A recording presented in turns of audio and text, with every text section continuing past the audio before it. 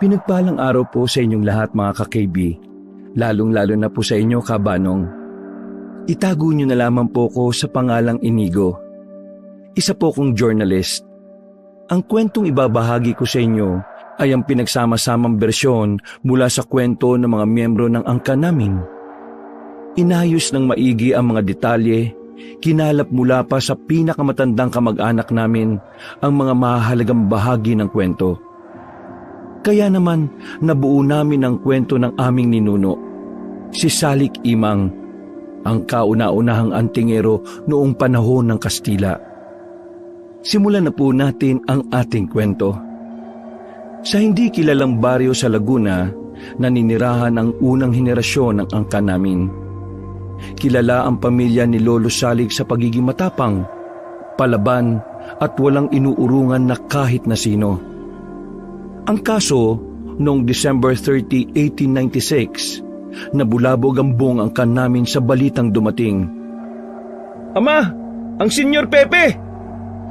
Natigilan sa pag-aayos ng hapagkainan si Lolo Salik nung humahangos na dumating ang kanyang panganay na anak, si Pepito. Baka sa mukha nito ang labis na lungkot at pangamba.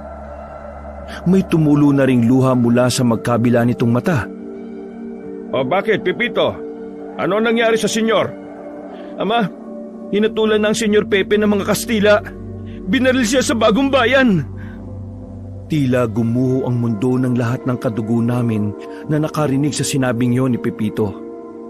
Nanginig ang ilan sa sobrang lungkot at takot.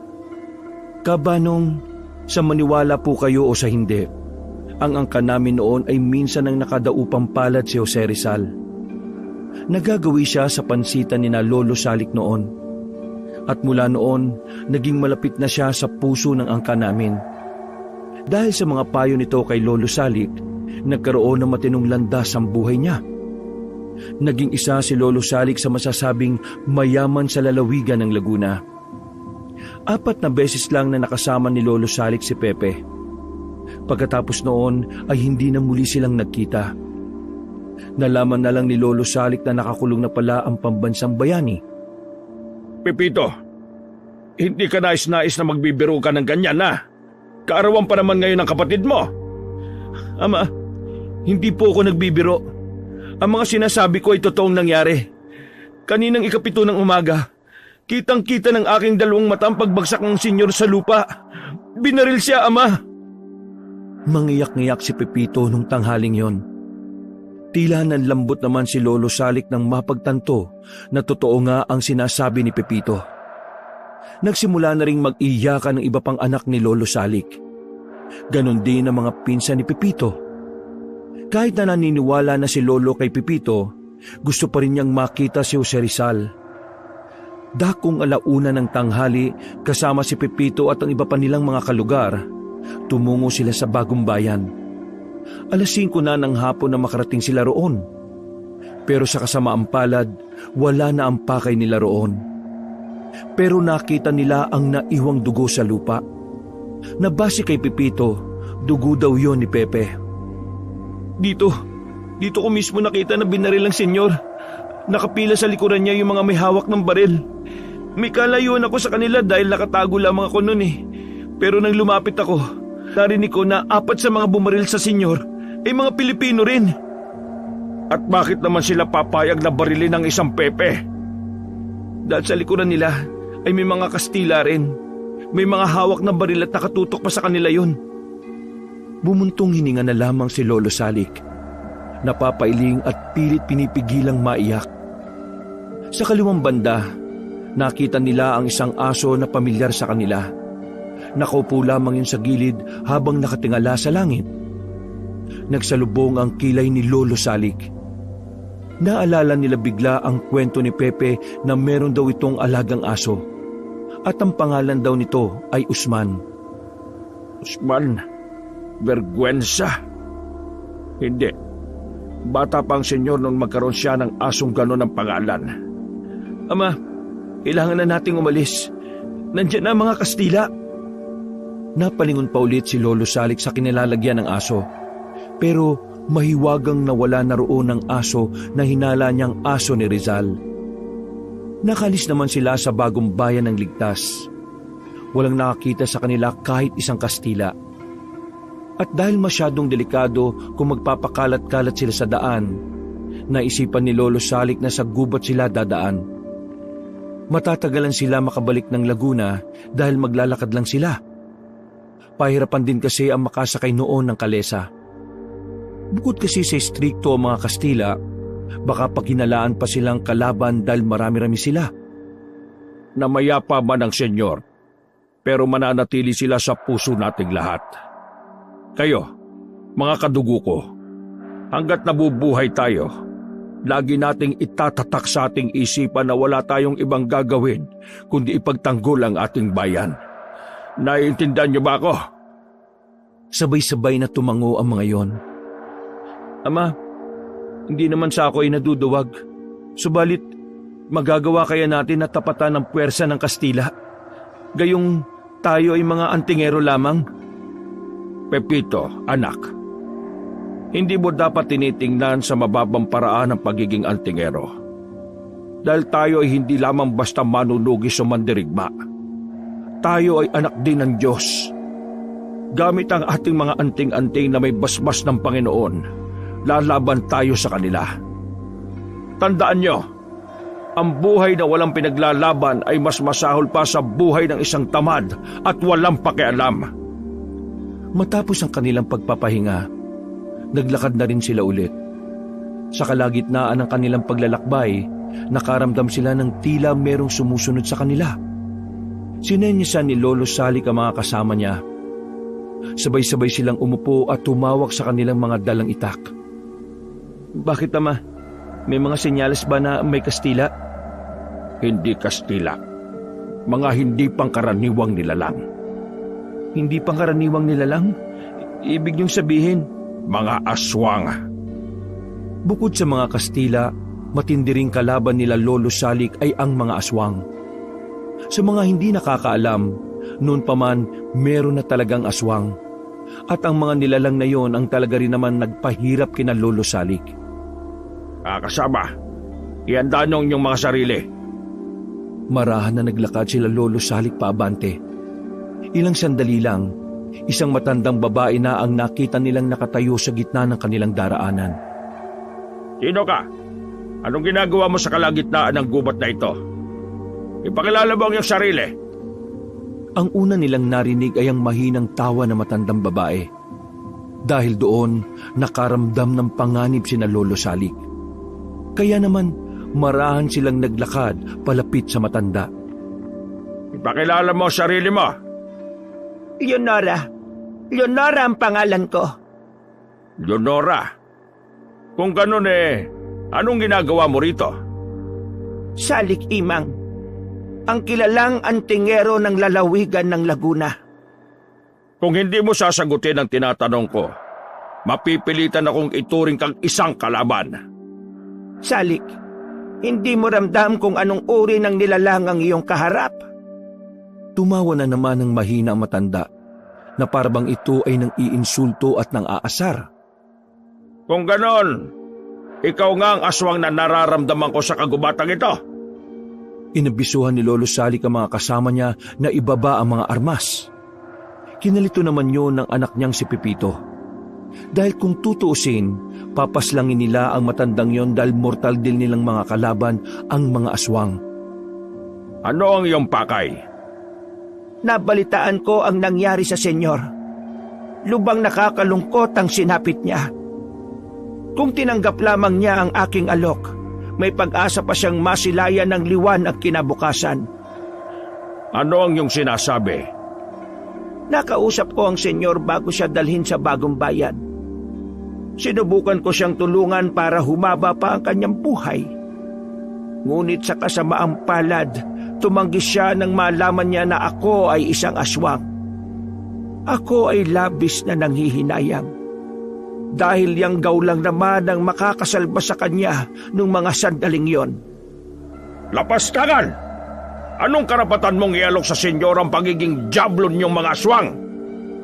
Salik, alam mo at alam ko rin na iisa lamang ang ating hangarin.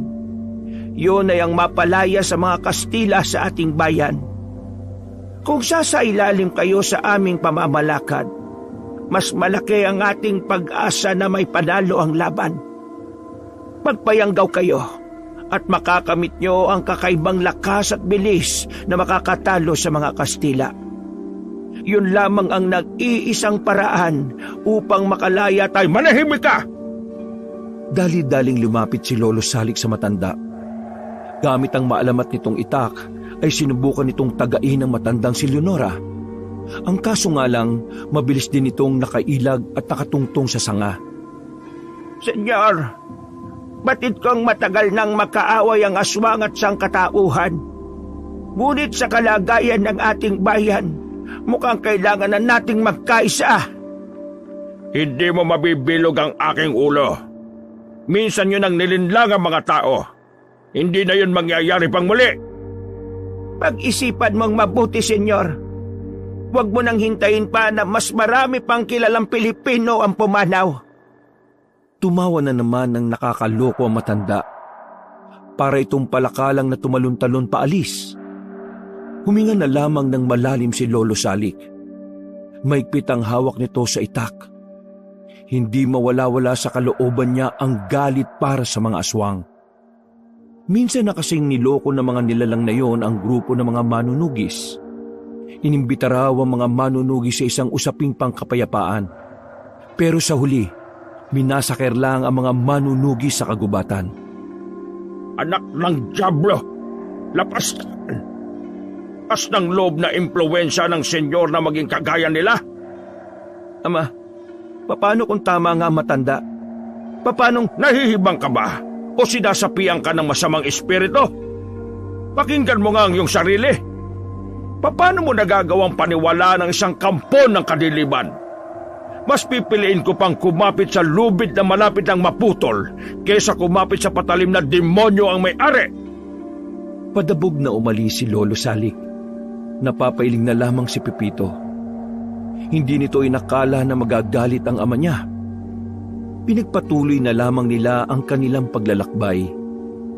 Sa awa naman ng Diyos, nakabalik sila ng Laguna nang walang nakakasalubong na Kastila. Tulala at hindi makausap ng maayos si Lolo Salik noong mga sandaling yon. Napansin naman yon ng iba naming kadugo. Hindi kasi sila sanay na tahimik at malalim ang iniisip ni Lolo Salik. Habang tahimik ay lumapit si Pepito kay Lolo Salik para kausapin ito. Sa pagkakataong yon ay kalmado na rin naman si Lolo. Umupo si Pepito sa tabi ng kanyang ama at saka nagsalita. Ama, nais ko lamang pong humingi ng paumanhin sa mga sinabi ko kanina. Hindi ko pinag-isipan ng maigi yung aking mga tinuran. Kaya sana mapatawad mo po ako. Anak, hindi ako galit sa iyo. Dala lamang ng damdamin kaya kita nasigawan kanina. Isa pa, sadyang mabigat lamang ang aking kalooban dahil sa pagkawala ng Senyor Pepe. Lato tayo, lubang apektado sa kanyang sinapit. Ngunit, kailangan natin magpatuloy. Lalo na ngayon, Ama. Ang mga Kastila ay unti-unti nang nahahanap ang ating baryo. Bakit? May namata na naman bang Kastila sa ating baryo? Ayon po sa pamilya Burgos, isang Kastila ang kanilang nahuli nitong tanghali. Pinaslang nila kagad upang hindi na makarating pa sa ibang Kastila ang pananatili natin dito. O sige, bukas ng umaga, abisuan ng mga pamilya na may layong labanan ng puwersa ng mga Kastila at ipaalam na rin sa kanila ang tungkol sa layunin ng mga aswang. Nararamdaman kong lalasunin nila ang isipan ng mga tao upang maging kagaya rin nila. Naiintindihan ko po, Ama. Bukas na bukas din ng umaga, ititipon ko ang mga mamamayan natin. Maraming salamat, anak. Tunay kang maaasahan. Tinapik pa ni Lolo Salik ang balikat ng kanyang anak. Nagawa na rin itong ngumiti kahit na mabigat pa rin ang kalooban. Pumasok siya sa kanilang pansitan. Dumiretso siya sa kusina. Doon ay kinuha niya ang isang tinidor na nakabukod sa ibang mga tinidor. Agad na umarko sa labi niya ang ngiti. Dahil ang tinidor na yon ay huling ginamit ni Rizal noong pumasyal yun doon. Senyor, ipinapangako ko sa iyo ang iyong kabayanihan na hindi masasayang. Lalabanan namin ang mga Kastila at hindi ako papayag na sa muli nating pagkikita ay wala akong dalang mabuting balita. Hiling ko lang sana kung nasan ka man ngayon, ikaw ay payapa at pasaya. Habang nasa kalagitnaan ng pagdadrama, ay biglang dumating naman ang pamangkin ni Lolo Salik na si Abner. Tarantang-taranta ang mukha nito at pawis na pawis. Tiyo! Ang Senyora Magda! Anong nangyari sa senyora? Bigla na lamang siyang nagwawala. Namumula ang kanyang mga mata at para itong nais pumaslang. Maaba ang kanyang mga kuko at naglalaway rin siya. Napilitan ng kanyang mga kaanak na igapo siya upang wala siyang masaktan. Nung mga sandaling yun ay nagmamadaling lumabas ng pansitan si Lolo Salik. Agad siyang nagpunta sa kinaroroonan ng bahay nila Senyora Magda. Si Senyora Magda ay kilalang mga awit sa kanilang baryo. Dumadayo-dayo ito sa kung saan-saang lalawigan para lang mang-entertain. Dahil din sa kausayan at taglay na kagandahan, nagkakaroon siya ng access sa mga Kastila. Nakakapasok siya sa kuta ng mga Kastila nang walang kahirap-hirap. Yun ay dahil marami ding nagkakagusto sa senyora. Si senyora din ang nagbibigay ng impormasyon kina Lolo Salik noong mga panahong yon. Kaya naman, ganun kataas ang respeto ni Lolo Salik sa kanya. Sa bungat pa lamang ng tirahan ni Senyora Magda ay nakasalubong na ni Lolo Salik ang ama ni Senyora, si Senyor Eduardo. Senyor Eduardo, anong nangyari sa inyong anak? Hindi ko nga rin alam, Senyor Salik. Basta't mula kahapon ay nagkaganyan na siya. Meron ba siyang pinuntahan na lugar bago mangyari ito? Ang sabi niya sa akin ay unang sumakit ang kanyang tiyan matapos siyang kumain sa isang okasyon. Sa Maynila, doon siya nagtungo kahapon. Maaari ko bang makita ang senyora? Halika, senyor. Sumama ka sa akin. Inhatid ni Senyor Eduardo si Lolo Salik kung saan nakakulong at nakagapos ang senyora. Pagdating nila roon ay tumambad agad kay Lolo ang isang dalagang babae na ibang-iba na ang mukha. Maging si Senyor Eduardo ay nagulat din nang makita yon. Magda, anak, ano nang nangyari sa'yo? Nataranta na si Senyor Eduardo ng mga sandaling yon. Hindi na niya halos makilala si Magda sa anyo nito. Habang si Lolo Salik naman, nilapitan ng dalaga at tiningnan ng malapitan ng mukha. Umangil-angil pa ang babae at parang gusto siyang sakmalin. Senyor, huwag ka sanang mabibigla sa aking sasabihin. Bakit? Ano ba sa tingin mo nangyari sa anak ko? Senyor, ang senyora, nayanggaw. Nagsalubong ang kilay ni Senyor Eduardo. Baka sa mukha nito na hindi ito makapaniwala sa sinabi ni Lolo Salik. Yanggaw, ang pamamaraan ng aswang na magparami ng kanilang bilang. Nakatitiyak ka ba sa sinasabi mo, Senyor Salik? Kung nais nyo, kumuha ka ng bawang. Sakaling matakot si Magda sa bawang ay isa lang ang ibig sabihin nito. Siya nga ay nayanggaw ng mga aswang. Sandaling umalis si Senyor Eduardo. Nang bumalik ito ay may daladala na itong isang supot ng bawang. Hindi pa nilalabas ni Senyor Eduardo ang bawang ay parang natataranta na agad ng dalaga. Nang mga sandaling yon kabanong maging si Senyor Eduardo ay nakumbinsi na ang anak niya ay isa na ring aswang. Napapailing si Senyor Eduardo. Napaupo na lamang ito dahil sa panlulumo. Senyor, maaari mo bang paggalingin ang aking anak? Senyor, hindi ako espesyalista sa ganyang kaso. Isa akong antingero. Hindi ako albularyo kaya wala akong kaalaman sa pagpapagaling ng taong naiyanggaw. Ito ang isusukli mo sa aking anak sa kabila ng lahat ng ginawa niya para sa inyo. Siya ang tagahatid ng impormasyon tungkol sa mga Kastila sa Maynila. Kaya tulungan mo ang anak ko. Hindi ko matatanggap na maging aswang siya. Patawarin mo ko, senyor. Pero ang mga anting-anting ko ay hindi rin siya kayang pagalingin. Kung nais mo, makikipag-ugnayan ako sa mga albularyong kilala ko. Bukas na bukas din ay papupuntahin ko sila rito para masuri ang inyong anak. Gawin mo ang lahat upang maibalik siya sa dati. Makaganti man lamang kayo sa sakripisyo na ginagawa ng aking anak para sa samahan. Sige ho, gagawin ko ang aking makakaya. Kaya sana magtiwala ka sa akin, senyor. Tumango na lamang si Senyor Eduardo. Nang balikan nila ng tingin si Senyora, kita nilang parang takam na yon. Napailing na lamang si Lolo Salik. Kinabukasan ng tanghali, kahit na delikadong lumayo sa baryo, ay umalis si Lolo Salik kasamang anak niyang si Pepito. Pinuntahan nila ang kakilala nilang mga albularyo. Naisama naman nila yon ng ligtas pabalik sa baryo. Agad naman nilang tiningnan ang kalagayan ni Senyora Magda. At sa kasamaang palad, maging ang mga magagaling na albularyo ng Laguna ay hindi alam kung papaano ibabalik sa dati si Magda. Nung panahon pa kasi na yon, hindi pa napag-aralan ng mga ekspertong albularyo ang tungkol sa gamot sa yanggaw. Kulang pa ang kanilang kaalaman para kontrahin yon.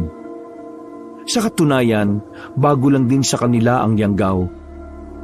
Samantala, galit na galit si Senyor Eduardo sa pagkabigong magamot ang kanyang anak. Pinalayas at pinagmumura pa nito ang mga albularyo dahil sa pagdismaya. Senyor Salik, sinabi mo sa akin na gagawin mo ang iyong makakaya upang maging taong muli ang aking anak. Ngunit ano ang nangyari? Wala ring nagawa ang mga dinala mo rito. Senyor, wala na akong magagawa. Ang mga dinala ko ritong albularyo ay ang mga albularyong pinakamahuhusay. Sinasabi mo bang hanggang dito na lamang ang kapalaran ng anak ko? Pagkatapos siya kayong tulungan sa inyong laban, iiwan niyo na lamang siya sa ganitong kalagayan? Hindi sa ganon. Hindi ko naman hahayaan si Senyora Magda. Sakali makahanap ako muli ng manggagamot ay gagawin ko. Ngunit sa ngayon, kailangan na muna nating maghintay kung may mahanap pa akong albularyo. Hindi rin basta-basta lamang ang paghahanap, senyor. Batid mong nagiging mainit na ang mga taga-Laguna sa mga Kastila. Wala akong pakialam, senyor. Ibuwis niyo ang buhay niyo para sa aking anak, gaya ng kanyang pagbubuwis ng buhay para maging espiya para sa inyo. Mawalang galang na, Senyor Eduardo. Ngunit ang nais niyo pong mangyari ay hindi basta-basta maisasakatuparan.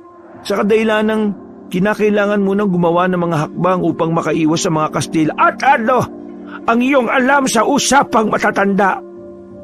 Binata ka pa lamang at wala pang napapatunayan. Wala kang karapatang makisali sa usapan. Ipagpaumanhin po ninyo, senyor. Nais ko lamang magbigay linaw. Hindi ako tanga para hindi maunawa na kalagayan ng mga Pilipino ngayon. Kaya manahimik ka na lamang dyan dahil wala ka rin namang silbi. Tila hindi na nagustuhan ni Lolo Salik ang tabas ng dila ni Senyor Eduardo. Nakaramdam ng pangiinsulto si Lolo. Kaya naman lumapit siya ng bagya kay Eduardo at tiningnan ito na matalim. Senyor, hindi ko pababayaan si Senyora. Hanggang sa huling hininga ko ay hahanap ako na makakatulong sa kanya. Huwag mo kong didiktahan sa kung ano ang kailangan kong gawin. Dahil unang-una sa lahat, isa ka lamang mayamang negosyante na walang alam sa makikipaglaban. Isa pa, iwasan mong insultuin ang aking anak sa harapan ko. Igalang mo siya kagaya ng paggalang niya sa inyo. Dahil kung hindi, baka makalimutan ko ang salitang pakikipagkapwa-tao. Nanlaki ang mata ni Senyor Eduardo sa sinabi ni Lolo Salik. Tila natakot ito sa nagbabantang mga mata ni Lolo. Agad na dumistansya si Eduardo. Pepito, halika na, tumalis na tayo. Kailangan pa natin puntahan ng ibang antigero. Mauna na po kami, Senyor Eduardo. Bumisi pa ang senyor at tiningnan lamang sila ng masama. Sumapit ang kinagabihan habang abala si Lolo Salik sa pakikipag-usap sa ibang mga antingero na mula pa sa ibang baryo. Isang masamang balita na naman ang nakarating sa kanila. Umahangos na namang lumapit sa kanila si Abner, ang pamangkin ni Lolo Salik. na isa ring espiya sa Maynila. Iyo, kailangan na natin maganda. Ang mga Kastila, paparating na sila rito. Sandali, paanong malalaman nila ang baryong ito? Ang dating kasintahan ni Senyora Magda, inuli nila at pinahirapan ng kalahating araw. Kalaunan, inamin din ito kung saan matatagpuan ng senyora. Kaya nasisiguro ko na anumang oras ngayon, nandito na ang mga Kastila. Kung ganun lalaban tayo hanggang kamatayan. Mga kasama, ihanda niyo ang inyong mga agimat. Mapapalaban tayo sa mga mananakop. Kampante si Lolo Salik nung gabing yun na kakayanin nilang tapatan ang mga Kastila. Dahil sa mga agimat at anting-anting, malakas ang loob ng bawat isa.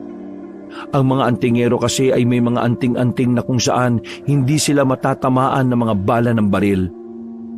Ang sabi noon, tila kusang nag-iiba ang direksyon ng bala kapag suot nila ang mga anting-anting nila. Bagay na batid ni Lolo Salik noon na magiging advantage nila. Bukod pa roon, wala ring kaalam-alam ang mga Kastila tungkol sa mga ganoong klaseng bagay. Isang oras bago dumating ang mga Kastila, naihanda na ni Lolo Salik ang kanilang puwersa. Kakaunti lang sila kumpara sa bilang ng Kastila na inaasahan nila. Gayunpaman, wala ni isa sa mga antingero ang natatakot o naduduwag. Lahat ay handang isugal ang kanilang buhay. Ama, nakahanda na ang bawat kalalakihan sa bawat pamilya. Tinipon ko sila bilang isang grupo na pamumunuan naman namin ni Abner. Ang mga bata, matanda at babae. Lahat sila ay pinapasok na namin sa kanilang silong. Sakaling malagay naman tayo sa alanganin, inabisuan ko silang tumakbo patungo sa dulo ng ating baryo. Nakahanda na roon ang mga bangka kung kailangan nilang tumakas. Sige, mahusay ka. Ngayon, kailangan na natin pumunta sa gubat. Doon pa lang ay sasalubugin na natin sila. Hindi natin sila maaaring palapitin sa baryo natin. Sige po, tatawagin ko na ang mga hanay namin. Isang pagtangulang ang naisagot ni Lolo Salik sa panganay niyang anak. Ilang sandali lang, nagmarcha na rin sila patungo sa kagubatan. Ang tanging mga dala lamang nila ay mga itak at pana. Tahimik nilang inabangan ng Kastila sa gubat. Makalipas lang ang mahigit isang oras, naramdaman na nila ang mga yabag ng paa ng mga Kastila. Sumenya si Lolo Salik sa paghahanda. Nang makalapit na ang mga Kastila, inambush nila yon. Sa bilis ng mga pangyayari, hindi na nagawa pang magpaputok ng mga Kastila.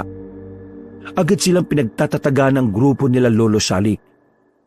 Magdidiwang na sana sila dahil napas lang nila ang unang mga Kastila na nakita nila. Kaso ang hindi nila alam, may mga Kastila pa palang nakasunod sa mga yon. At sa pagkakataong yon ay mas marami pa ang bilang nila. Ihandaan niyo mga sarili ninyo! Mas marami sila kumpara sa mga ito!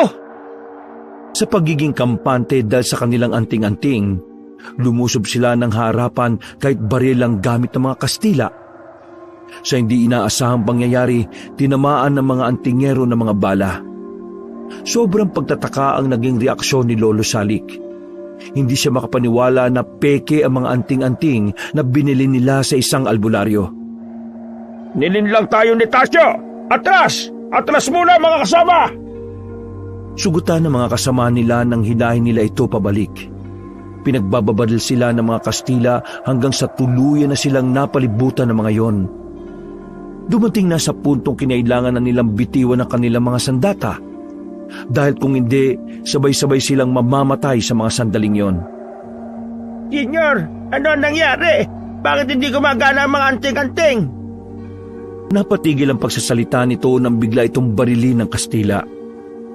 Labis na kinabigla ni Lolo Salik ang nangyari. Gusto niyang pumalag sa mga pagkakataong yon, pero malalagay naman sa alanganin ng mga kasama niya. Merong tinatanong sa kanila ang mga Kastila. Pero dahil kakaunti lang ang alam ni Lolo Salik sa wikang Espanyol, hindi niya maintindihan ang mga yon. Ang naiintindihan niya lang doon ay ang salitang Amerikano. Kahit maslagin niyo kami ngayon, mananatili kaming tapat sa bayang Sinilangan. Magtatapos din ang inyong kasamaan at magwawagi ang mga Pilipino laban sa inyo. Tinutukan na ng kastila ng baril si Lolo Salik. Nung mga sandaling yon, Kabanong, buong akala nila Lolo ay katapusan na nilang lahat. Pero nagulat na lamang sila sa mga sumunod na nangyari. Bigla na lamang may humablot sa isang kastila at dinala sa madilim na parte. Naalarma ang isang kastila at pinagbababaril nila ang direksyon na yon. Pero sa mga sumunod pang mga eksena, unti-unti silang pinaslang ng isang nilalang na hindi nila matukoy kung ano. Ama, ano pong nangyayari? May isang nilalang na tumutulong sa atin. Napadapa na lamang sila Lolo Salik habang sinasaksihan ang isa-isang pagkamatay ng mga Kastila. Wala pang 5 minuto ay naubos na rin ang mga yon. Sa puntong yon ay sabay-sabay na bumangon sila Lolo Salik. Takang-taka sila kung sino ang nilalang na pumaslang sa mga Kastila ng walang kahirap-hirap. Kung sino ka man, ipakita mo ang iyong sarili at magpakilala. Sabi mo sa amin kung isa ka bang kalaban o kakampi. Maya-maya pa, nakita na lamang nila ang isang babae sa gilid. Tinutukan nila yon ng lampara at doon ay nakilala na nila ang babaeng aswang, si Senyora Magda. Senyora Magda? Ikaw na ba yan? Wala silang natanggap na tugon mula sa babae. Nakatingin lang ito sa kanila na parang hindi sila nakikilala. Nang makita ni Senyora Magda na nagtaas ng mga sandata sila Pipito at Abner, saka na ito tumalon paakyat sa puno at tumalis. Matapos ang labanan ay agad silang bumalik sa kanilang baryo. Inasikaso ng ilang kababaihan ng mga antingerong sugatan. Wala namang namatay sa kanila, pero marami naman ang nagalusan dahil sa peking anting-anting na nabili nila sa peking albularyo. Samantala, sa parehong gabi ay nagpatawag ng pagpupulong si Lolo Salik. Kasama sa pagpupulong na yun ay ang mga mayayamang pamilya. Yun ay dahil gustong humingi ng tulong ni Lolo Salik sa pinansyal. Nang sa ganon ay makakuha pa sila ng mga lehitimong mandirigma na kayang gumamit ng mga baril. Pero taliwas sa inaasahan niya ang magiging takbo ng pag-uusap. Ano naman ang magiging batayan namin upang magtiwala kami sa iyo, Senyor Salik? Kita mo naman ang nangyari. Nagtiwala ka sa peking albularyo. Bumili ka ng peking anting-anting. Nalagay sa panganib ang buhay ng mga residenteng sumama sa laban. Tingin mo ba magbibitaw kami ng salapi gayong palpak at sablay ang iyong mga ginagawang taktika? Ang pagiging palyado ng ginawa kong taktika ay isa lamang normal na pagkakamali. Noong mga sandaling kausap ko si Tasyo, ay tunay na anting-anting ang mga pinakita niya sa akin. Huwag ka nang magdahilan, Senyor. Nangyari na ang nangyari. Pasalamat ka na lamang at walang namatay sa mga kasama mo. Kahit na magpaliwanag ka, hindi mo na mababago ang katotohanang ikaw ay pumalpak. Ngunit, mas marami pa rin nagawang tama ang aking ama kumpara sa pagkakamali. Marami pa rin siyang napagtagumpayan na laban kontra Kastila. Hindi naman yata tama na isang pagkakamali lamang ay mawawalan kaagad kayo ng tiwala. Isa pa, hindi naman natin inaasahan na matutuntun tayo ng mga Kastila rito eh. Kung hindi sana umamin ng dating nobyo ng senyora, may oras pa sana si Tiyo na malaman kung peke o hindi yung mga anting-anting. Manahimik ka! Anong karapatan mong sumabat sa usapan na matatalino? Hindi ito tungkol sa dami ng kanyang tagumpay. Tungkol ito sa kaligtasan ng bawat isa. Senyor Salik, batid mo na isang pagkakamali lamang ay maaaring mapahamak ang maraming tao. Alam ko na naiintindihan mo ang sinasabi ko. Masisisi mo ba kaming magtiwala sa iyo ulit kung gumagawa ka ng mga desisyon na hindi pulido? Mawalang galang na, Senyor Eduardo. Ngunit bakit tila yata mainit ang dugo mo sa aking ama? Tila ba lahat na lang ng kanyang mungkahi mula kanina labis-labis ang inyong pagtutol? Tungkol na nga lang ba ito sa kaligtasan ng lahat? O maaaring tungkol na rin ito sa personal mong hinanakit sa aking ama? Isa ka Panginoon, ibaba mo ang tinig mo! Hinampas ni Lolo Salik ng malakas ang lamesa. Dahilan para matahimik ang lahat, maging ang mga nagbubulong-bulungan. Ayusin mo ang tabas ng dila mo, Senyor Eduardo. Hindi basta-basta mga tao lamang ang kaharap ninyo ngayon. Kami ang nagsisilbing tagapagtanggol ng baryong ito.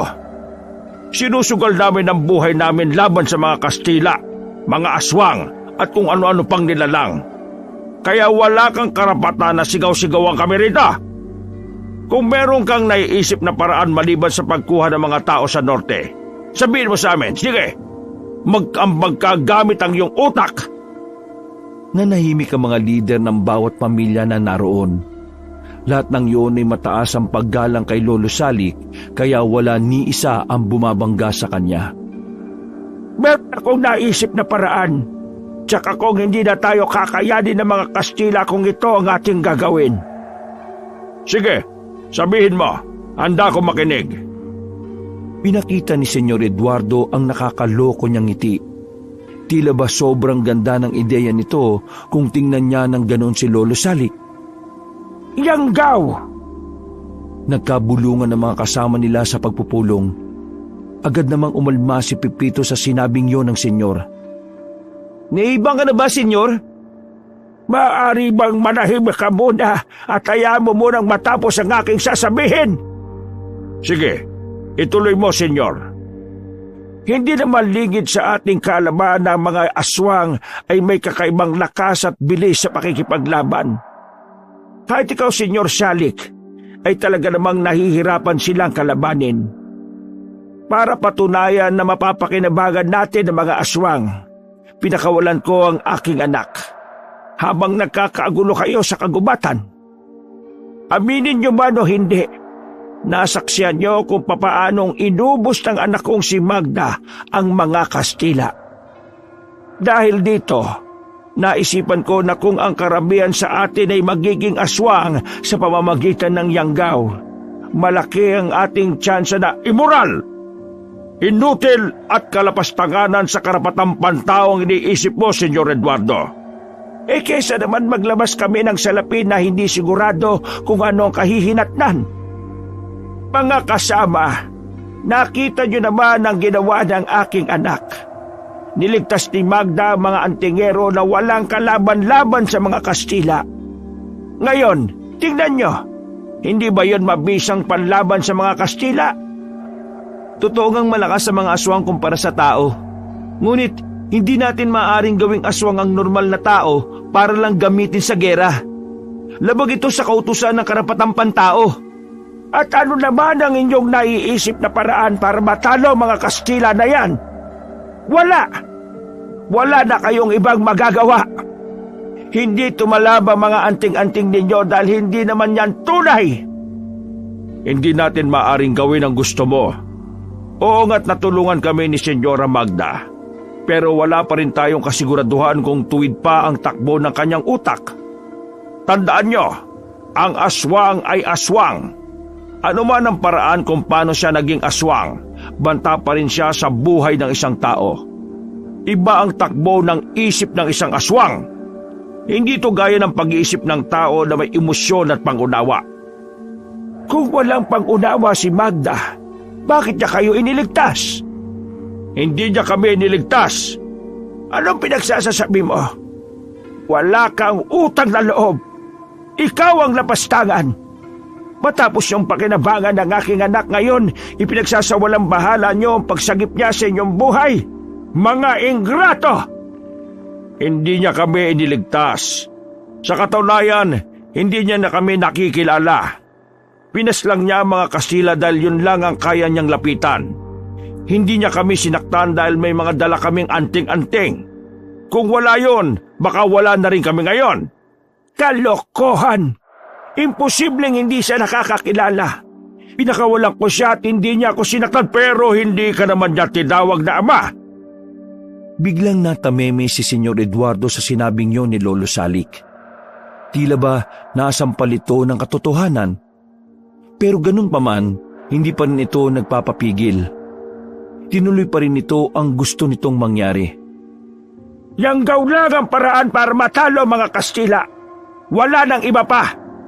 Sa mga sang-ayon sa gusto ko mangyari, itaas niyo ang inyong mga kamay. Sa kasamaang palad, wala ni isa ang pumanig kay Senyor Eduardo. Kaya naman mas lalo itong nagalit kay Lolo Salik. Kulang na lang ay umusok na ang ilong nito. Na inutil! Mahihina ang utak!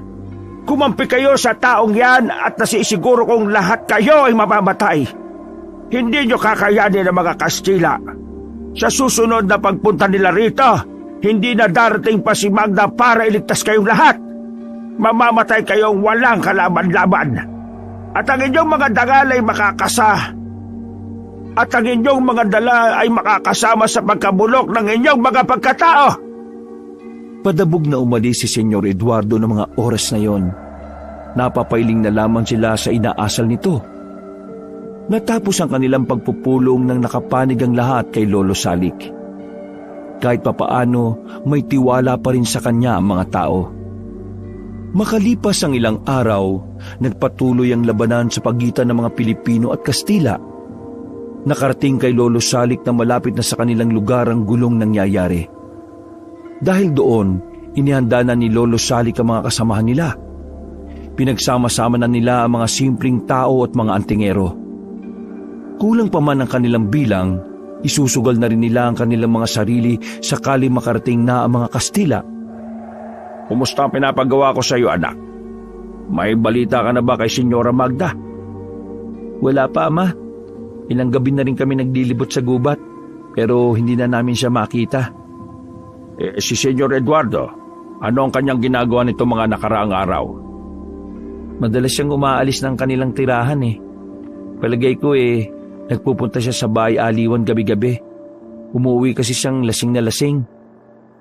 O sige, bantay-bantayan mo lamang ang taong yun ha. Malakas ang kutob ko na meron siyang binabalak na hindi maganda. Opo, masusunod po, Ama. Natigil ang kanilang pag-uusap nang makarinig na sila ng malalakas na putok mula sa kagubatan. Nakita na lamang nila si Abner na tumatakbo palapit sa kanila. Iyo! Pinsan! Mga Kastila! Pinaslang ang mga kasama natin sa gubat! Nandito na ang mga Kastila! Bahagyang nataranta si Lolo Salik noong mga sandaling yon. Pepito, tipunin mo ang ating mga kasama. Kukunin ko lamang ang anting-anting ko sa gilid ng ilog. Opo, masusunod po, Ama. Dala-dala ang itak ay nagtungo si Lolo Salik sa sikreto niyang bahay sa gilid ng ilog. Doon niya itinatago ang malalakas niyang anting-anting, sa kung saan kayang-kaya nitong makapantay ng malalakas na uri ng aswang. Ang kaso nga lang, pagdating niya sa ilog, nakita na niyang merong mga aswang na nag-aabang doon. Hindi pa siya nakakalapit, hinarang na siya ng mga nilalang na yon. Isang matanda ang nangunguna sa mga aswang na yon.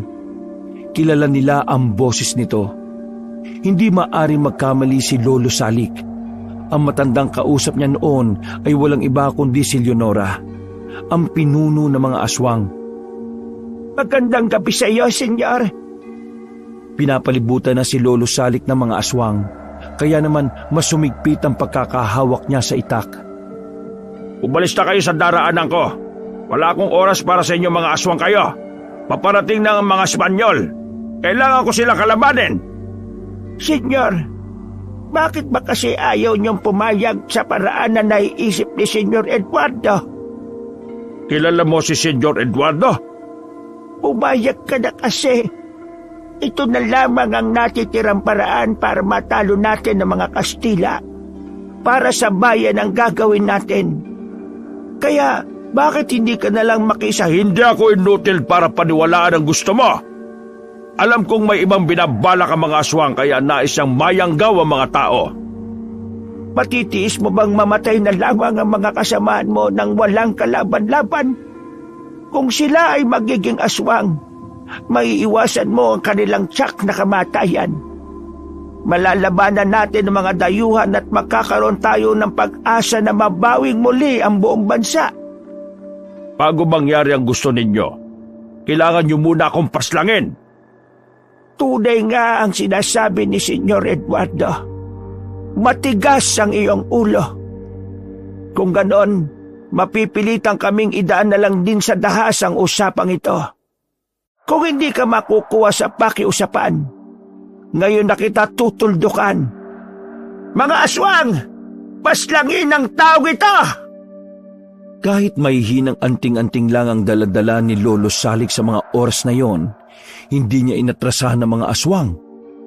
Inatake siya ng mga aswang pero dahil sa kagalingan ni Lolo Salik sa pakikipaglaban, ni isa sa mga yon ay hindi makatama sa kanya. Masyado nyo yata ako binamaliit eh. Nakakalimutan nyo na yata na ako ang nag-iisang antingerong senyor na pumaslang sa inyong Panginoon. Hindi ko yon makakalimutan. Kaya nga sa puntong ito'y papaslangin na kita. Napilitan ng umatake ang matandang babaeng aswang. Higit itong mas malakas kumpara sa mga alalay nitong aswang. Nang makakuha ng tamang pagkakataon si Leonora, tinamaan nito ng mahabang kuko sa balikat si Lolo. Pero hindi yun naging hadlang kay Lolo para hindi ipagpatuloy ang laban. Sa halip, mas naging ganado pa si Lolo. Hindi ka magtatagumpay sa mga binabalak mo. Hanggat buhay ako, hindi kailanman maghahari ang mga aswang sa mundong ito. Hinagupit ni Lolo Salik ng itak ang matandang babae. Tinamaan na yon sa tagiliran, dahilan para mapahiga na ito sa lupa. Inakala niyo bang mapapaslang niyo ako dahil hindi ko dala ang malalakas na anting-anting? Lapastangan ka para isipin ang bagay na yon. May anting-anting man o wala, hindi ko kupas kailanman ang aking kahusayan sa makikipaglaban. Senyor, hindi mo may niligtas sa mga Pilipino laban sa mga mananakop. Magagawa mo lamang yon kung magiging higit sa tao ang mga nasasakupan mo. Kung ang mamamatay ng mahina ay isang kasalanan sa bayan, masigit na kasalanan sa bayan ang mabuhay na may dugo ng dyablo. Mas nanaisin ko pang mamatay sa kainaan ng tao kaysa mabuhay sa kalakasan ng demonyo. Nakita ni Lolo Salik na biglang sumilay ang nakakainsultong tingin ni Leonora. Sa hindi inaasahang pagkakataon, nakarinig siya ng malakas na putok ng baril mula sa likuran. May bumaril kay Lolo Salik mula sa kanyang likuran. Nang lingunin niya yon ay nakita niya si Senyor Eduardo na hawak ang mahabang baril. Senyor Eduardo, bakit? Nagtatanong ka kung bakit. Ikaw ang hadlang sa mga plano ko. Kaya dapat lang na mawala ka na. Taksil ka sa bayan. Anong taksil sa bayan? Ikaw ang taksil sa bayan. Ayaw mong tanggapin ang ideya ko kahit na ito na lang ang natitirang paraan. Diablo! Isa kang diablo! Sabihin mo na kung ano ang nais mong sabihin. Ito na rin naman ang huli mong buhay. Kung ang sandaling ito ang naging daan para malaman kung gaano kakahinang nilalang, masaya akong papanaw. Sapagkat sa wakas, napatunayan ko sa aking sarili na hindi ka karapat dapat tawaging Pilipino. Manahimik ka! Isang putok na naman ang umalingaw sa paligid. Walang kamalay-malay si Senyor Eduardo at ang aswang na si Leonora na naroon si Abner. Saksi ito sa mga nangyari. Ngunit naduwag din kung kaya't hindi yun makalabas. Agad na tumakbo si Abner pabalik ng baryo. Nasa kagubatan na ang mga Kastila noong mga sandaling yon. Pero naabutan pa ni Abner si Pepito roon. Pinsan, si Tiyo! Sa mga mata ni Abner na umiiyak, alam na agad ni Pepito na may masamang nangyari kay Lolo Salik. Halos madapa-dapa silang tinungo ang kinaroroonan nito. Sa pagdating nila roon, naabutan nilang nakasubsob si Lolo Salik sa batuhan. Nang itihaya yon ni Pepito, ay nakita nito na umaagos ang dugo mula sa ulo nito. Nakita kong pinagtulungan siya ng mga aswang. Ngunit si Senyor Eduardo, siya ang pumaslang kay Tiyo. Nakipagsabuatan siya sa mga aswang para paslangin ng iyong ama, pinsan. Patawarin mo ako. Wala akong nagawa eh. Natakot ako. Naduwag. Hindi ako karapat-dapat tawagin Pilipino. Ama, gumising ka. Kailangan ka namin. Pakiusap, huwag mo kaming iwanan, Ama. Hagulgol ang ginawa ni Pepito sa mga pagkakataong yon. Gumuho ang mundo ni Pepito at hindi niya alam kung ano ang gagawin niya. Nagkakagulo na sa kagubatan. anumang oras din ay makakalapit na ang mga Kastila sa baryo nila. Halos mapaos na si Pepito habang yakap-yakap ang walang buhay niyang ama. Puot at galit ang kanyang nararamdaman. Abner, meron pa tayong masigit na kalaban kaysa sa mga Kastila. At yun ay ang mga kapwa natin Pilipino na bulok ang kaisipan. At ang mga kampo ng mga demonyo. Ang mga aswang. Kaya naman, hindi ako papayag na mauwi lang sa wala ang lahat ng pinaghirapan ni Ama. Lalaban tayo sa mga Kastila, sa mga traidor, at sa mga aswang. Inuhat ng dalawa ang bangkay ni Lolo Salik at dinala sa pinagtataguan ng mga anting-anting. Binuksan naman ni Pepito ang maliit na baul. Naroon ang iba't ibang uri ng anting-anting na tinatago ng ama. At base rito, yun daw ay hindi pangkaraniwang anting-anting. Ama, patawarin mo po ko kung ako muna ang gagamit nito. Pinapangako ko, mabibigyan namin ng katarungan ng kamatayan nyo. Mapapalaya namin ang buong Laguna at mauubos namin ang mga aswang. Lumingon ng may matapang na mata si Pepito sa kanyang pinsan. Abner, ayoko na muling makarinig pa ng sinisisi mo ang iyong sarili. Gusto kong maging taas noo pa rin tayo kahit wala na si Ama. Naiintindihan mo ba ako? Oo, pinsan. Naiintindihan kita. Pero ano na ang gagawin natin? Haharapin natin ang mga Kastila ngayong gabi. Magpapanggap na muna tayo na walang alam sa nangyari. Tapusin lang natin tong laban na ito. Isusunod natin si Senyor Eduardo at ang kalyado niyang mga aswang. Wala siyang puso. Immoral. Inutil. Paano niya nasisikmuran na makipag-ugnayan sa mga nilalang na pumaslang sa mga dati nating kasamahan? Huwag ka mag-alala.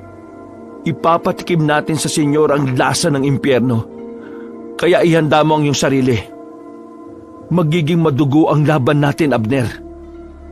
Bumalik ang dalawa sa labanan sa kagubatan. Pero pagdating nila roon, tapos na ang kaguluhan. Naabutan nila si Senyor Eduardo na kasama ang mga aswang. Pinagpapapas lang nila ang mga Kastila ng walang kahirap-hirap. Gaya ng napag-usapan, hindi nagpalata si Pepito at Abner na meron na silang alam. Kunwari lang silang namamangha sa pagkapanalo nila Senyor Eduardo. Lumapit sa kanila ang senyor ng may mayabang na ngiti. Ana, nakita niyo naman kung paano namin pinaslang ang mga dayuang ito, ana. Nasaan si Senyor Salik? May nagawa ba siya? Wala. Ako at ang mga kaalyado kong aswang ang nakatalo sa mga Kastila. Isa lamang itong patunay na epektibo ang aking mongkahi. Hindi na nagsalita pa si Pepito. Pero kabanong sa kaloob-looban ni Pepito ay para na siyang dinudurog. Hirap na hirap siyang harapin ang taong pumaslang sa kanyang ama. Mga kasama, napagtanto ko lamang na hindi naman pala masamang maging biktima ng yanggaw. Ang aking anak nayanggaw siya. Ngunit nagamit niya laban sa mga Kastila ang kanyang pagiging aswang. Kaya kayong lahat, bakit hindi nala kayo umanib sa akin? Ang mga kasama kong aswang na nandito ay handa silang makipagtulungan sa atin upang may pagtanggol ang ating bayan. Wala na tayong aasahan kay Senyor Salik. Napatay na siya ng mga Kastila kanina lamang. Nang marinig yun ng mga residente ay bulong-bulungan ang agad na umandar. Hindi makapaniwala ang mga ito. Kilala kasi nila si Lolo Salik bilang isang matinik na antingero. Kahit hindi nito nailagan ng bala, kayang-kaya nitong makipagsabayan sa mga Kastila. Huwag kayong mag-alala. Kayang-kaya naman kayong ibalik sa pagiging tao. Magiging aswang lamang kayo habang nandito pa sa bansa mga dayuhan. Senyora, sabihin mo nga sa kanila na madali lamang para sa iyo na gamutin ang nayanggaw na tao. Ako ang lumikha at nagpauso ng yanggaw. Kaya alam ko kung papaano rin ito aalisin sa katawan ng tao. Kung makikipagtulungan kayo sa amin, patatalo natin ang mga Kastila. maililigtas natin ang mga pamilya natin. Kaya naman, kung sino ang gustong pakiisa, itaas lamang ang kamay. Lahat ng papayag, kinabukasan ng gabi ay sisimulan na ang pangyayanggaw. Bulong-bulungan na naman ang maririnig sa buong baryo. Tila marami pa rin talaga ang nag-aalangan. May mga naghahanap pa rin kay Lolo Salik. Kahit sinabi na ni Eduardo na wala na si Lolo. Tahimik kayo, mga inutil! Kung ayaw ninyo, bahala kayo sa buhay ninyo. Hayaan nyo na lamang naapin kayo ng mga Kastila. Senyor Eduardo, hayaan na muna natin silang magnilay-nilay. Bukas ng umaga ay babalik kami rito. Lahat ng nais makiisa, tumungo lamang sa tahanan ni Senyor Eduardo. Nagpaalam na rin ang mga aswang. Mabibilis na nagtalunan yon patungo sa kagubatan. Samantala, lumapit kay Pepito at Abner ang senyor na si Eduardo. Tingin pa lang nito ay nakakainsulto na. Ayong dalawa, hindi ba kayo makikisa sa layunin ko? Wala namang problema sa akin kung nais yung matulad kay Senyor Salik. Hindi ko kayo hahadlangan. Dahil mas marami pang tao rito sa bayan ng higit na may silbi kesa sa inyo. Inangga pa sila ni Eduardo. Umalis na rin ito habang tumatawa-tawa pa. Noong gabing yon, hindi magawang magdiwang ni Pepito at Abner kahit na nanalo sila sa laban. Nalulungkot pa rin sila sa pagkawala ng kilalang antingero na si Lolo Salik. Kinaumagahan, nailibing na rin ng maayos ang bangkay ni Lolo Salik. Walang may pakialam sa pagkamatay niya, dahil halos lahat na ng mga residente gusto nang maging kabilang sa grupo ni Eduardo. Sa madaling sabi, handa silang magpayanggaw para lamang tapatan ng mga Kastila. Ang tanging natitira na lamang na hindi sang-ayon sa gusto ni Senyor Eduardo ay ang buong angkan namin. Pinsan, nagtipon-tipon na sila sa tahanan ni Senyor Eduardo. Anong gagawin natin? Hayaan mo sila. Abisuhan na lang natin ang mga kadugo natin na hanggat maaari, lisanin na ang baryo bago ang gabi. Gamitin na ang lahat ng yaman upang makaiwas sa mga magiging aswang. Hindi tayo nakatitiyak na hindi nila sasaktan ang mga kaanak natin. Magiging aswang na sila, kaya hindi na rin natin sila kakampi. Bang si Pepito naman ay pinagmamasdan pa rin ang pinaglilibingan ni Lolo Salik. Ama, pinapangako ko sa inyo, gagawin ko ang lahat para maipanalo ang laban na ito. Mabilis na lumipas sa mga sandali. Napalikas na nila Pepito ang mga kaangkan namin. Mabuti na lang din walang nakakahalata sa kanila noon. Abalang-abala kasi si Senyor Eduardo sa ginagawa nila. Ang tanging natira na lamang na nasa baryo nila ay si Pepito at Abner. Sumapit ang gabi. Habang nasa ilog si Pepito at Abner ay naririnig na nila ang mga malalakas na hiyaw ng mga aswang. Sinyalis lang yun na tuluyan ng dumadami ang mga nilalang na yon. Abner, maganda ka. Lahat ng makikita nating aswang, papaslangin natin. Kahit mga kalugar natin?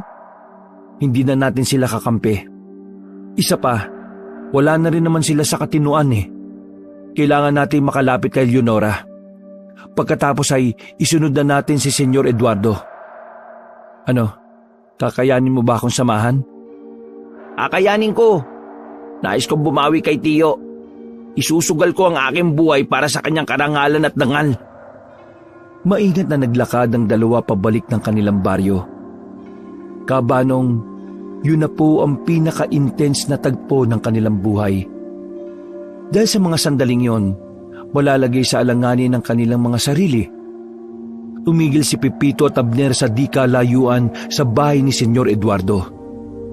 Kita niya roon ang senyor na nakikipag-usap kay Leonora. Hindi sila pwedeng lumabas doon ng basta-basta. Sa dami ng mga residenteng ginawang aswang, mahihirapan silang labanan ng mga yon. Huwag ka mag-alala, Abner. Gamit ko ang anting-anting ni Ama. Hindi kita hahayaan. Akin na, pairam ako ng pana mo. Nilagyan ni Pepito ng palaso ang pana ni Abner. Tinusok niya yon sa direksyon kung saan naroon si Leonora. Pagbitaw niya ng palaso, hindi niya inaasahang malakas pala ang pakiramdam ng matandang aswang. Agad itong nakailag at napatingin sa kanilang pinagtataguan. Ay kalaban! Nagmamadaling umalis ang dalawa. Hindi sila maaaring pumalag sa loob ng baryo dahil tiyak na mamamatay sila. Isa pa, nakikinamdam pa si Pepito sa anting-anting ng kanyang ama. Habang papalayo, sa hindi inaasahang pagkakataon ay hinarang na sila ng ibang aswang na nasa gubat. Magkadikit na ang likod nilang dalawa. Anumang oras ay pwede na silang mamatay. Pero buti na lang, biglang nakisama ang anting-anting. Naramdaman ni Pepito na tila ba binibigyan sila ng kakaibang lakas ng suot niyang kwintas. Nagkakaroon siya ng kakaibang tapang at linaw ng kaisipan. Wala siyang maramdamang takot. Matinding focus ang nararamdaman niya. Pinsan, ito na yon. Ang alin? Ang mga aswang? Tama ka, ito na nga yun. Hindi. Ibig ko sabihin, ang mga anting-anting ni Ama, kinikilala na ako. Magsasalita pa sana si Abner nang biglang lumundag ang isang aswang sa harapan nila. Paghataw ni Pepito ng espada, agad na nangisay ang aswang nang bumagsak ito sa lapag. Hindi pa nakontento ang mga aswang. Sabay-sabay na silang lumusob sa dalawa. Pero sa taglay na kagalingan ni Pepito at sa tulong na rin ng mahiwagang anting-anting, hindi sila magawang dampian ng mga nilalang na yon. Bagay na naging alarma pa sa mga aswang. Lumapit pa kayo at nang kayo'y mauna na sa impyerno. Pinsan, grabe, pinahanga mo ko. Huwag ka na munang maging masaya. Nagsisimula pa lamang tayo. Aatake pa sana ulit ang mga aswang nang biglang may nagdatingan ng mga Kastila. Pinagbababaril ng mga Kastila ang mga yun. Ang dalawa naman ay mabilis na nagtago sa gilid. Abner, napapagitnaan tayo. Maging handa ka. Nang makita nilang may papalapit ng Kastila sa kanilang kinalalagyan, mabilis nila yung inatake. Hindi na nakapagpaputok ang mga yon nang mabilis itong pinagtatataga ni Pepito at Abner.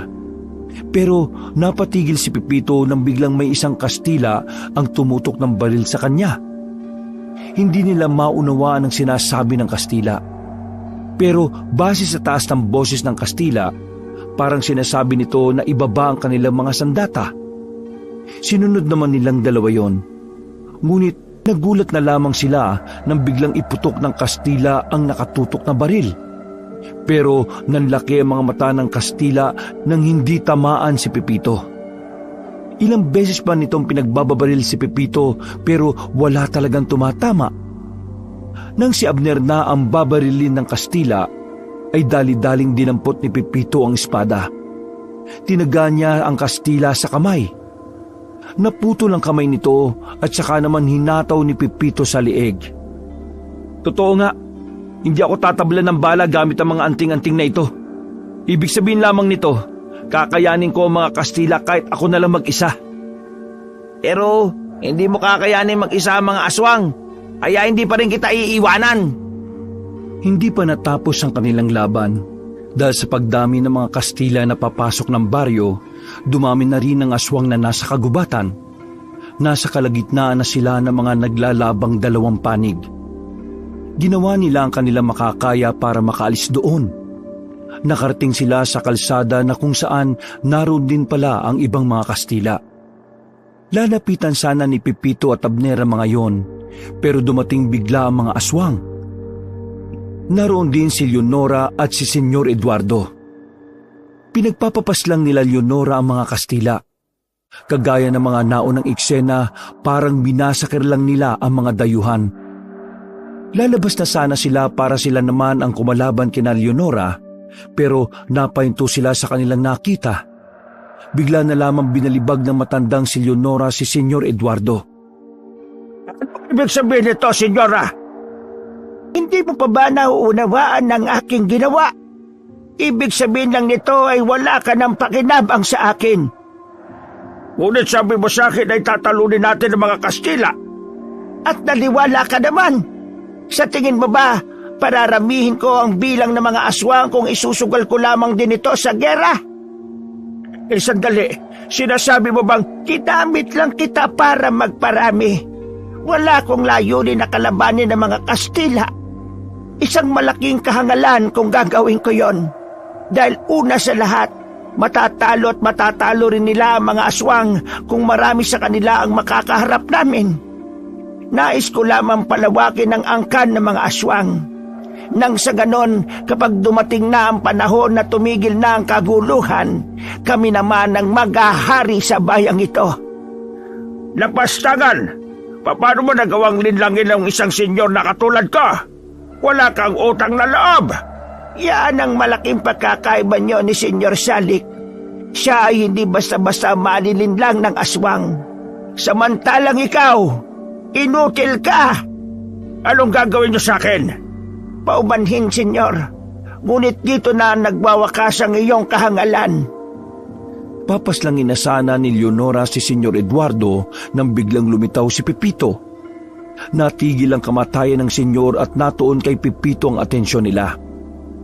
Nakakaawa ka, Senyor Eduardo. Pinaslang mo ang pinakamahusay na antingero ng Laguna para lamang maging isang tanga at mangmang. Lubang nakakasuka ka. Ngunit dahil isa akong Pilipino, hahayaan muna kitang mabuhay.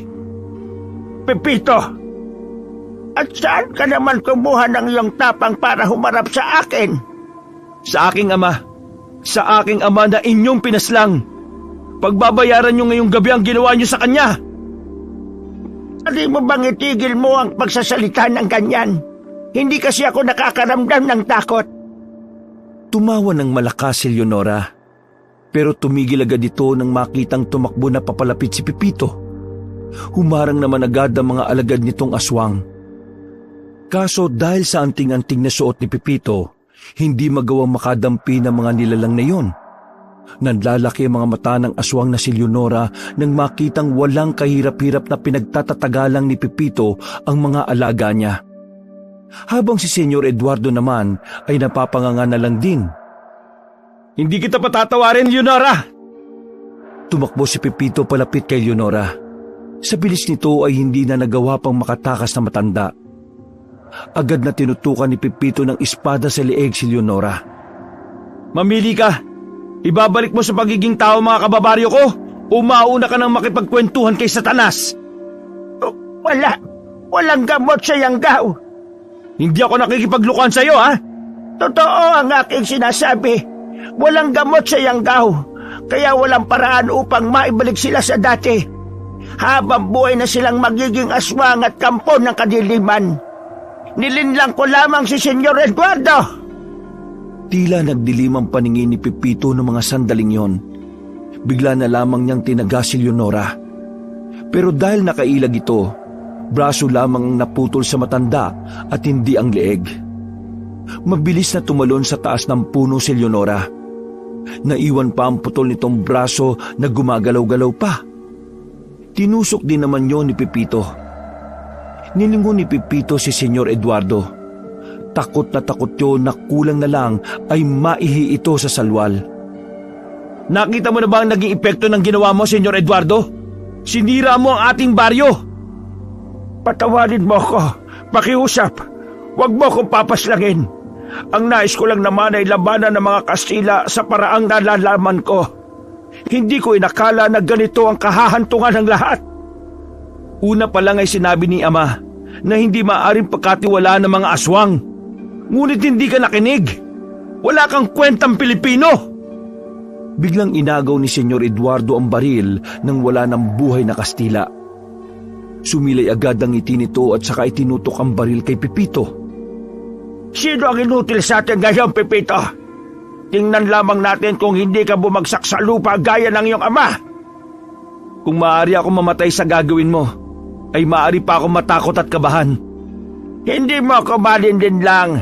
Peke ang anting-anting na meron kayo. At kapag ang gatilyo ay kinalabit ko, makikita na kayo ng iyong ama sa langit. O baka naman sa impyerno siya naghihintay. Nakakaawa ka. Hanggang sa mga huling sandali, wala ka pa rin kaalam-alam. Hindi na nagdalawang isip pa si Senyor Eduardo na putukan si Pepito. Pero sa kasamaang palad, lumis lang ang bala sa ibang direksyon. Gulat na gulat si Senyor Eduardo. Hindi yung makapaniwala. Kaya naman sunod-sunod na putok pa rin ang pinakawalan nito. Halos mabaliw-baliw siya sa kakaisip dahil hindi man lang tumatama kay Pepito ang mga bala. Anong nangyaring hindi ka tinatamaan? Isa kang dyablo! Ikaw ang dyablo sa ating dalawa at hindi ako! Hindi na nakapagpigil pa si Pepito, kabanong. Hinagupit na niya ng espada ang senyor. Tinamaan yun sa balikat at bumaon pa ang espada pababa sa kaliwang dibdib. Sirit ang dugo habang naglalakihan ang mga mata ni Eduardo. Walang puwang sa mundong ito mga kagaya mong taksil sa bayan. Mananatili kang mangmang hanggang sa pangalawa mong buhay. Lahat ng iyong maiiwan ay kikilalanin kang taksil. At sisiguraduhin ko na wala ang pangalan mo sa iguguhit na kasaysayan ng mga Pilipino. Hinugot ni Pepito ang espada at yun na ang naging kamatayan ni Senyor Eduardo. Huminga ng malalim si Pepito. Hindi siya nagdiwang noon ng mga sandaling yon dahil alam niya hindi pa natatapos doon ang kanilang laban. Buhay pa si Leonora at ang iba nitong mga kasamahang aswang. At higit sa lahat, patuloy pa rin ang mga Kastila sa pananakop. Abner! Nasaan ka? Naalarma si Pepito nang maalala na kasama niya si Abner. Muli niya itong binalikan sa kanilang pinagtataguan.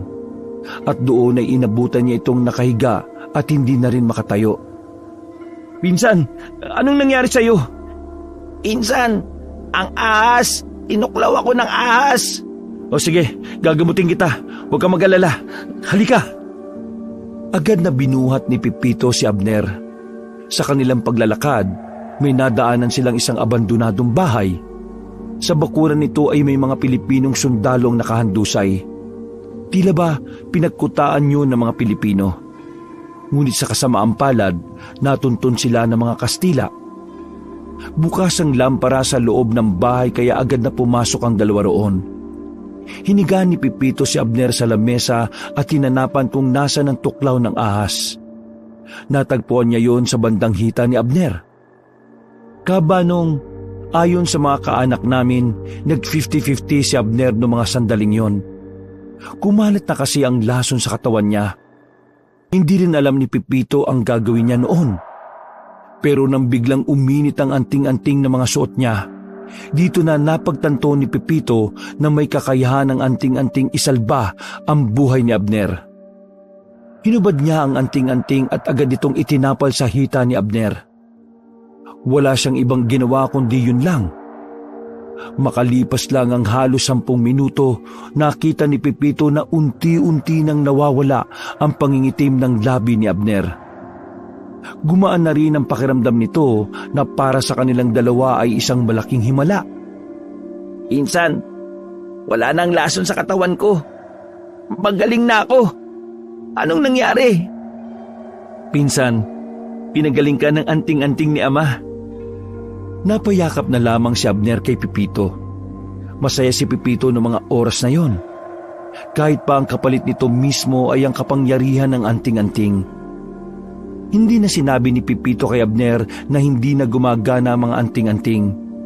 Batid niyang lalong makokonsensya si Abner. Sa oras na malaman itong siya ang dahilan kung bakit lalaban ng mano-mano si Pepito. Pinsan, makinig ka. Nais kong maiwan ka na rito. Hahanapin ko ng mag-isa si Leonora at ang mga aswang.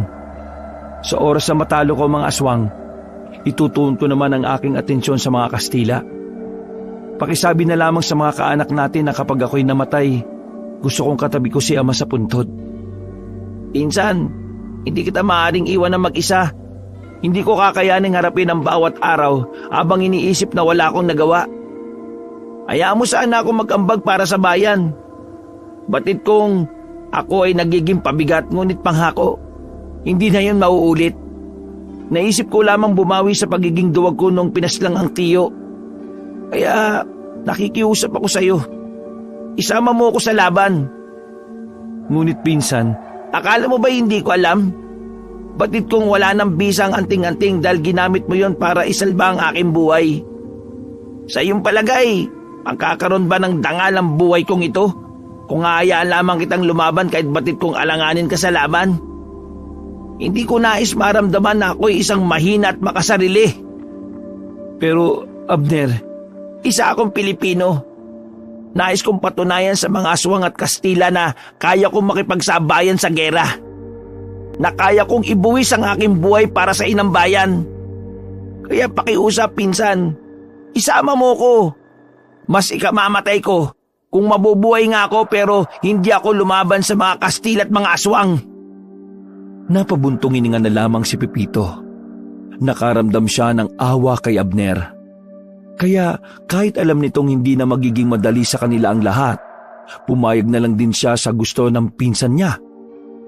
Kabanong sa puntong ito, magiging alanganin na ang kalagayan nilang dalawa. At nagsimula ang kalbaryo ng kanilang buhay nang bumalik si Leonora. May mga kalaban! Mga aswang! Pepito, gumawa ka ng isang malaking pagkakamali. Akala mo yata hindi ko naramdaman na wala ka ng gamit na anting-anting. Nagmamadaling lumabas ng bahay na yon si Pepito at Abner. Nasa bakuran si Leonora. Putol ang braso nito pero nagagawa pa rin makatindig. Isa kang ngangal kung iniisip mong umaasa lamang ako sa anting-anting. Hindi mo ba itatanong kung mahusay din ba ako makipaglaban gaya ng aking ama? Para saan ang tanong kong hindi naman mahalaga para sa akin ang iyong sagot? Dahil ngayon, papaslangin na kita! Lumundag na mataas ang aswang na si Leonora. Lumapag ito sa likuran ni Pepito. Kinalmot nito ng mahabang kuko si Pepito, naging dahilan para mapalod ito. Mabuti na lang nagawang tagain ni Abner si Leonora. Mga kasama, paslangin niyo ang pakialamberong Ginoo na ito! Sabay-sabay na lumusob ang mga aswang. Pero buong tapang na sinalag ni Abner ang lahat ng kanilang pag-atake. Sugutan si Abner noong mga sandaling yon, pero pinipilit pa rin itong lumaban para protektahan si Pepito. Nang marami na itong galos, napaupo na lang din ito sa tabi ni Pepito. Tama na, pinsan. Hindi maaari. Kaya ko ba, pinsan? Hinawakan na ni Pepito ang kamay ni Abner. Gumiti ito ng malapad at sinabing, mamamatay tayo ng may dangal, karangalan at pagmamahal sa bayan. Kagaya ni Senyor Pepe, sikapin mong tumingala sa kalangitan sa oras na tayo ay bumagsak na sa kalupaan. Pinsan, paubanhin mga Ginoo, ngunit ito na ang katapusan ninyo bilang altingera. Lumapit si Leonora sa dalawa, pero ang dinakma nito sa lieg ay si Pepito. Kala mo'y magtatagumpay ka dahil lamang inalisan mo ko ng isang braso? Hindi braso ang inalis ko sa inyo, senyorang aswang. Anong sinasabi mo? Hindi braso ang kailangan mo. Utak ang iyong kailangan. Biglang dumukot si Pepito sa likuran nito. Isang punyalang nanggaling doon na agad din namang itinarak ni Pepito sa dibdib ni Leonora. Nabigla ang mga kasama nitong aswang. Tila nagkaroon muli ng takot kay Pepito ang mga yon. Utak ang kailangan ng mga aswang dahil hindi kayo nagkaroon ng likas na katalinuhan. Nalagutan agad ng hininga ang pinuno ng mga aswang. Naupo naman si Pepito sa tabi ni Abner na sugatan din. Nung mga sandaling yon ay batid nilang lalapay na sila ng mga naiwang aswang. Galit na galit ang mga yon sa pagkawala ng kanilang tinuturing na ina. Kaya naman napangiti na lamang ang magpinsan dahil ang akala nila yun na talaga ang kanilang katapusan. Ngunit bago sila mawalan ng malay, dumating ang ilang miyembro ng angkan namin para sagipin sila. Napatila nila ang mga aswang at nabitbit palayo roon si Pepito at Abner. Kabanong nakaligtas silang dalawa mula sa kamay ng mga aswang at Kastila. Sa tulong ng kakilala ng angkan namin na Inchik, nakalis ang angkan namin sa bansa. Hindi man natalo nila Pepito at Abner ang Kastila, naging masaya na rin sila dahil natalo nila ang mga aswang. Ang kaso nga lang, nawala na sila ng balita sa mga kabayo nilang naging biktima ng yanggaw. Hindi na rin kasi sila bumalik doon nang mabalitang nasakop na ng mga Kastila ang baryo. Malungkot si Pepito at Abner kahit na nakaligtas sila. Pero kalaunan, natanggap na rin nila ang katotohanan na hanggang doon lang talaga ang kaya nilang gawin sa panahon na yon. Aminado naman silang malalakas talaga ang mga Kastila. Ganun pa man, hindi naman nauwi sa wala ang kanilang ipinaglaban dahil nagawa naman nilang patayin ang aswang na may masamang balak sa buong bayan. Sa ngayon, Kabanong, patuloy pa rin naming sinasabuhay ang kabayanihan ni Lolo Salik, Lolo Pepito at Lolo Abner. Ganun din ang mga sinauna naming kamag-anak na nagligtas sa kanila. Sa bawat henerasyon, sinalin-salin ang pagbibigay pugay sa kanilang nagawa. Hindi man sila naisulat sa kasaysayan, ngunit ang mahalaga na lamang sa angkan namin ngayon ay lumaban din sila para sa kalayaan ng Pilipinas. Maraming salamat sa kabayanihan niyo, mga lolo ko. Ang astig niyo! Kalaban niyo na Kastila, kalaban niyo pa yung aswang. Wow! Para akong tanga nun, Kabanong, habang nakatingin sa larawan nila na nakadikit sa sala namin. Noong mga sandaling yon, pinangarap ko rin na sana balang araw magawa ko ring maipagtanggol ang Pilipinas laban sa mga dayuhan at laban sa mga aswang na kampo ng kadiliman. Hanggang dito na lamang, Kabanong. Maraming salamat sa inyo at pinagpalang araw sa inyong lahat. Wakas. Hello mga ka-KB, mga kabangers, ito na naman po ang inyong Kabanong na muli na naman pong nakikiusap sa inyo. Actually, di ba nga sabi ko nga sa inyo, gusto po namin na patuloy na magbigay sa inyo ng kasiyahan sa pamamagitan ng pagbibigay ng mga magagandang kwento na mga horror, mga kwentong aswang, no? May iba ho nagre-request kung pwede daw mga 4 times, 5 times po daw ako maglapag ng mga kwento. Siyempre, medyo hindi po natin kakayanin yon. Kaya ang ginawa po namin para patuloy po kayong may napapakinggan habang kayo po nagtatrabaho o nasa tindahan o nasa mga kanya-kanyang bahay, no? Kami po ay nag-i-endorse ng mga bago natin mga ka-team, yung mga kasama natin sa Team KB. And siguro po kung natatandaan nyo, tayo po ay nag-endorse nung nakaraan si Miss Lily, yung ating Miss Lily Tagalog horror stories, no? Pero ang nangyari po doon, nagkaroon po ng problema yung kanyang channel.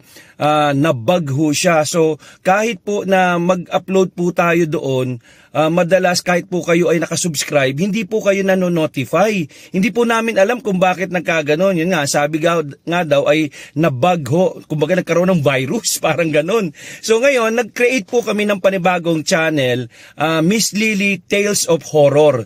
Yun po ang ating bagong channel ni Miss Lily. So yung mga gusto pong magkaroon po ng panibagong channel na pakikinggan ng magandang channel, ito po inyo po sanang masubscribe, okay, at siyempre po makapag-comment kayo at makapag-like. So sino po ba si Miss Lily? So siya po ay ang maganda ho nito, dubber po ito, nakasama ko rin po sa dubbing at siya po ay director. At grabe po, napakadami po nitong project. So siguro po magbabanggit ako ng ilan at baka kilala nyo po, alam nyo po o nasubaybayan nyo, napanood nyo po sa TV ang mga palabas na isa po siya sa mga nagboses, no? So doon po sa Dragon Ball Z, kung familiar kayo kay Bulma na character, siya po ang nagboses noon. Sa Dragon Ball GT, siya naman po si Pan. Okay, and kung kayo po nanood ng One Piece, siya po si Usopp. Sa Doraemon naman, siya naman si Shizuka, at sa Slam Dunk, nagboses rin po siya doon, no? Isa sa mga nagboses kay Marimar. O, di ba? Kilala niyo yung Marimar. Oh! Yun, isa po siya sa nagboses doon. Sa Paloma, siya po si Paloma, yung nagbida sa Paloma. Sa Cassandra, siya rin po ang bida doon. Sa Esmeralda, siya rin po nagbida. Preciosa, nakasali rin siya sa Korean na Atric Cat. Okay?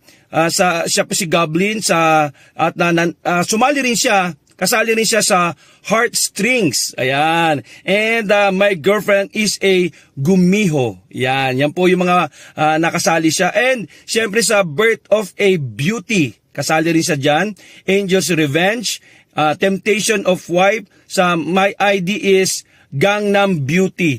Yan po yung mga kasali siya o nagboses siya or karamihan po doon ay siya po ang bida. Kaya kung mapapansin nyo po yung boses niya pag nagnanarrate siya at siya pagka may mga dramatization, talagang bibidahin ang kanyang boses, no? Kaya sana po pagkatapos po nitong pakinggan itong ating kabanong na story, sana po ay magtuloy po kayo sa kanyang channel. Nandito po sa description o doon sa ating comment, no, ipipin po natin yung kanya pong link, yung bagong link po ng kanyang bagong channel. So asahan po namin ang inyong suporta, malupitang suporta. Maraming salamat po. God bless you all.